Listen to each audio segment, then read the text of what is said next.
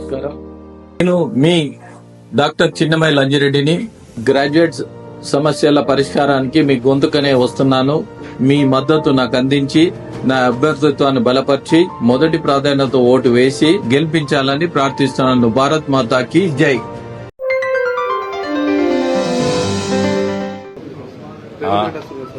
వస్తాడు పోతాడు,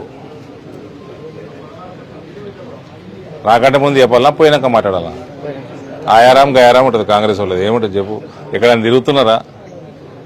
ఇట్ట తిరుగుతారు. మహిళలు చీపులు పట్టుకొని ఉన్నారు. 2000 4000 ఏడైంది? తులం బంగారం ఎటువైంది? 2,500 ఏమైంది? రైతు బంధు ఏమైంది? నిరుద్యోగ భృతి ఏమైంది?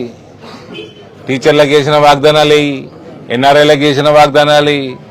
రైతు రుణమాఫీ ఏమైంది? ప్రతి పంటకి మద్దతు ధర ఏమైంది? ఏ ముఖం పెట్టుకొని వస్తారు?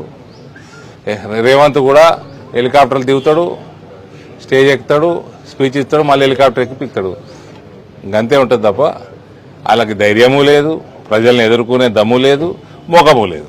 మంత్రులు చెప్తున్నారు ఈ సంవత్సరం పాలన చేసి, మంత్రులు కూడా మైకుల ముందర ఏసీ రూమ్లోనే చెప్పి బయట పబ్లిక్ లో వచ్చి చెప్పానండి.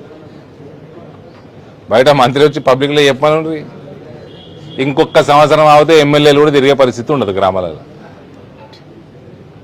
సంవత్సరం పాలన చేసి మాకే ఓట్లేస్తారని చెప్పేసి మంత్రులు చెప్తున్నారు, పట్టభద్రులు కానీ ఉపాధ్యాయులు. ఏం చేయమన్నా బీజేపీ కోటేమని చెప్పాను. వాళ్ళు ఉద్యోగం పోదా? ఎట్లుంది సార్? అంటే సంవత్సరం పాలన చెప్తున్నారు కదా.